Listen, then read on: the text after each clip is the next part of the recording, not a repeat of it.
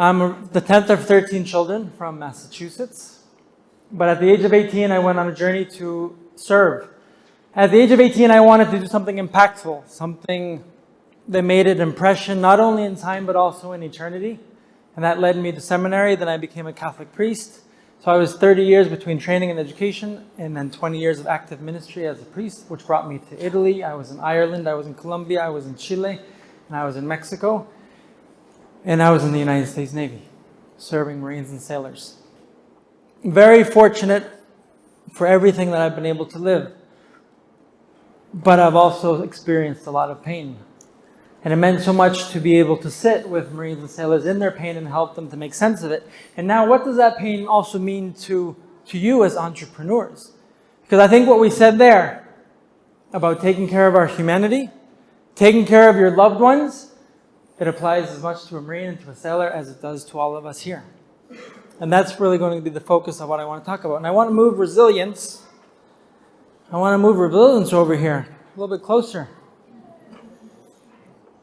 So what I do is I work with people in leadership roles as a coach, as an educator, and as an advisor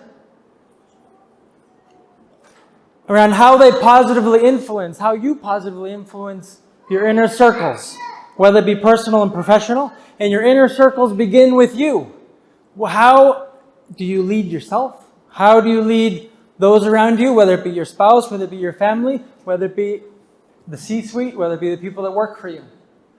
And then how do you lead in the context of organization? So resilience, I wanted to bring resilience closer because a lot of studies on resilience talk about that there's three factors that are common factors in the way people experience resilience. Now, resilience is it's become a buzzword, but everyone has a different level of resilience. Like a rubber band has different ways that different types of rubber bands can stretch. And so it's not good to compare ourselves when it comes to resilience. But what resilience, something to look at in your own lives, is how to become resilient and to continue to lead yourself well and lead those around you well and to be that positive influence. Is that resilient people, they know that challenges, crises, and difficulties are going to come their way. That's number one. Number two, in the midst of that, they select where they're going to focus their attention.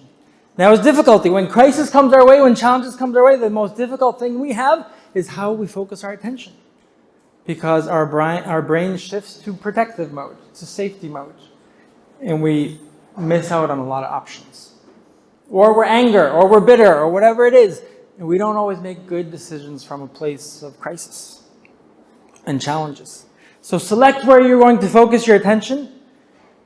And then the third one is understand what's helping me to get where I need to go, what's hindering me, and what's harming me. What's helping, what's hindering, and what's harming. Towards the end of my time with you, we're going to do a little bit of an exercise around your goals and around who you want to become and who are those inner circles in your lives. The title of my talk is, What Mushrooms Are You Growing and How Much Do They Cost? Okay, we were going to start, smoking some mushrooms. No, it was... but you eat them, whatever you do with them. So anyways, so this comes from a time when Michelle Mars, she had me on her program, and we had a conversation around the deeper calling. And I told her an image that I used oftentimes with the people that I would talk to, because people would come to me, and for the first time in their lives, oftentimes they would talk about something that they were carrying around for a long time. And I would explain to them, as human beings, that's what we do. We put things into a closet, we put things under the carpet, we put them into a closet.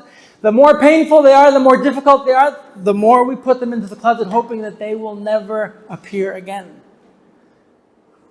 But when they're more important, more painful, and deeper, when you put them into darkness, they begin to grow. And this would help a Marine, a sailor, and many other people understand that but when we bring things into the light is when all of a sudden they have less power over us. When they can heal. And that's where the mushrooms came up. Michelle says, you make me think of like if it's something, in our bathroom, everything when it's dark and it's moist And then that's where the mushrooms are going to grow. That's where the fungus grows. So that's where the title of the talk comes from. But in our lives, what are the things that we are not dealing with in our own personal life? Because as entrepreneurs, just like for Marine, we don't want to deal with our stuff because people are going to think I'm weak. Because I am my brand, I am my market. People have to see that I got it going on. But in reality, I don't. So what do I do? And that's what I do. Pretend that that closet is no longer empty, but I'm in that closet. And you open it, and we deal with that. We deal with things about personal leadership. We deal with things about how you lead in your inner circles and how you lead in a context of organizations. So really, that's my field of expertise, is the human element. Let me talk a little bit about my story as well, because I brushed over it. There's a lot there. And I talked about pain. My life fell apart a few times. And again, this isn't about getting tragic or dramatic, but there were times, yes, when everything that I had aspired to be fell apart. That's why I had a picture of cobblestones, because that reminds me of one time in Rome, walking out of a cardinal's office who had just asked me to step down from a high-profile job. And I'd been carrying stuff around for about 6 years inside of me. There was this discontent, there was conflict, there was depression, there was anxiety. There was a lot of stuff that I was putting in the closet, and I didn't want to deal with it because I had to be the priest, because I had to be this, and I had to be that, and I was great at helping other people, but I didn't know how to help myself. I didn't know where to start. And I put it off, and I put it off, and this is going to take care of itself, this is going to take care of itself. And then there was a few times where things came tumbling down.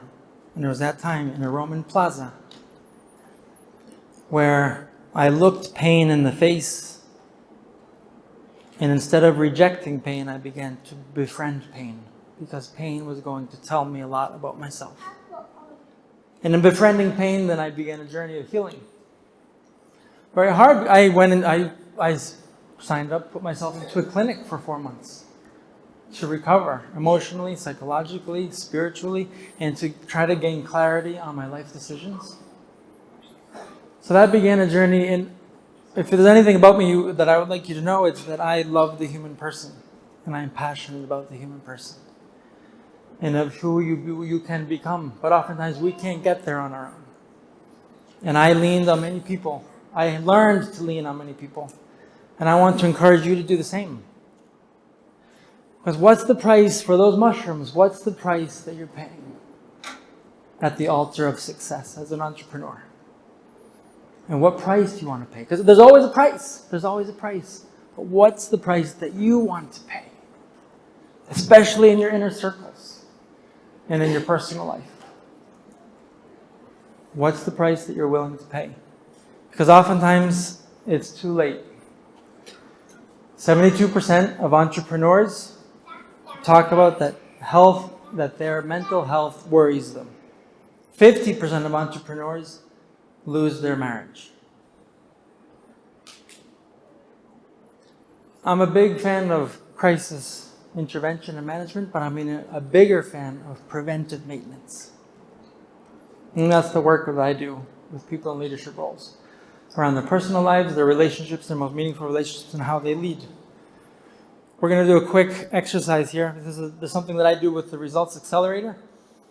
It's about getting you in a quick way, getting you to know your values, to know your needs, to know your identity, and know what your goals are, and know what those results are. And when I speak about results, I'm not talking about financial, I'm talking about what are the results inside of you. So I wanted to bring in a little bit of an exercise, because I want you just not to listen to me, but maybe just think about your own self-development. So what I really do in my life, because I'm passionate about human people, is I want people to lead better, to love better, and to live better. And that's why I also do some couples work. But if there's anything I want you to remember, it's that. All of us, that we can lead better, we can love better. And when we do that, we can live better. Thank you very much.